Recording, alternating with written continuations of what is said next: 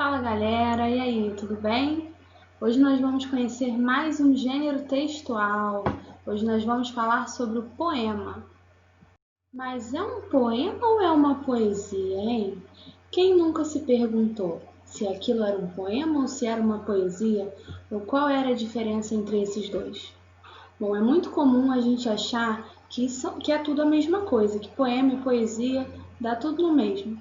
Mas hoje vocês vão ver que não é, que tem diferença e muita. Primeiro vamos começar falando sobre a poesia. A poesia é algo imaterial. O que é imaterial? É que não existe, que nós não podemos pegar, nós não podemos tocar. A poesia, na verdade, é um sentimento que é despertado quando nós lemos um texto que nos toca.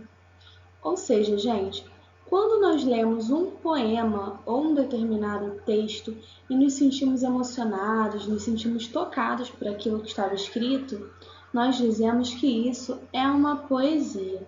Então, a poesia, na verdade, não é um texto, ela vai ser um sentimento.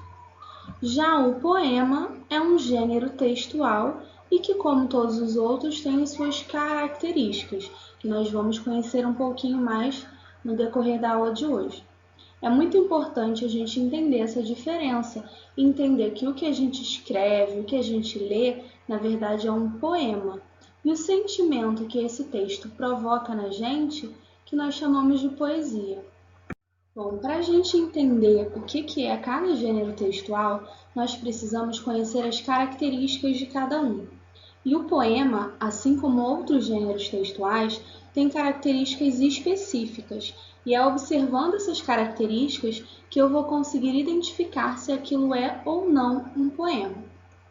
Então, a primeira característica é que os poemas são escritos em versos, ou seja, cada linha que é escrita num poema representa um verso. E o agrupamento desses versos vai formar as estrofes. Eu sempre falo para vocês durante as aulas que as estrofes são como se fossem os parágrafos. É um grupinho de versos que formam as estrofes. O poema ele pode ou não ter o mesmo número de versos em cada estrofe, vai depender da intenção do autor. Então, a estrofe não tem uma quantidade de versos determinada. Isso aí quem escolhe é quem está escrevendo o poema.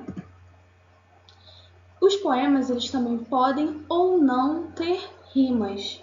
Isso não é uma regra. A gente pode encontrar poemas que têm todas as outras características, mas que não vão ter rimas, e nós também podemos encontrar poemas com rimas. Agora, todo poema, assim como qualquer outro tipo de texto, ele tem que ter um título, um enunciado. Mas o que são rimas, afinal? Bom, rimas é quando nós temos palavras que têm um som parecido. Geralmente, o final de uma palavra combina com o final da outra palavra. E são elas que trazem sonoridade ao poema. Vocês já leram algum poema que parecia uma música, em que tudo combinava, todo finalzinho de verso combinava com o de baixo? Isso é muito comum nesse tipo de texto. Mas, como eu disse, não é obrigatório. O poema pode ou não ter rimas. E tem alguns poemas também que eles têm rimas em algumas estrofes e não tem nas outras. As rimas elas podem aparecer no mesmo verso, ou seja, na mesma linha. Eu posso ter uma palavrinha no início ou então um pouquinho no meio que combina com outra, ou ela pode aparecer no final de cada verso. Então, eu posso ter no primeiro verso do meu poema uma palavra que combina com o terceiro verso, ou uma palavrinha que combina com o quarto verso. Mas é comum a gente combinar esses sons dentro da mesma estrofe, e não em estrofes diferentes. Mas qual é a intenção de um poema? Bom, gente, como vocês sabem, todo texto ele vai trazer uma intenção, uma intencionalidade. O autor, quando ele escreve um texto, ele quer atingir um objetivo. Por exemplo, a notícia. Geralmente a notícia tem a intenção de informar o leitor. A tirinha que nós falamos, a história em quadrinho, né, que nós falamos na última aula, geralmente ela tem a intenção de de trazer humor, né, de divertir. O poema ele vai ter mais de uma intenção. A intenção do autor pode ser emocionar o leitor, promover uma reflexão, ou seja, falar sobre algum tema que faça a gente pensar, expor pensamentos e emoções do poeta, porque é muito comum a gente encontrar nos poemas temas como amor, família, tristeza, desilusão e coisas desse tipo. Ou até mesmo de divertir. Também tem poemas que são engraçados e a sonoridade do poema geralmente traz uma alegria, traz um tom mais divertido para o poema. Agora nós vamos ler um poema para entender um pouco mais da estrutura dele.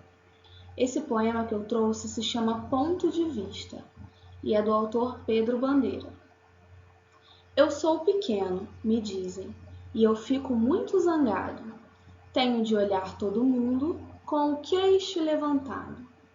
Mas se formiga falasse e me visse lá do chão, ia dizer com certeza, minha nossa, que grandão! Bom, a primeira coisa que nós vamos observar são os versos.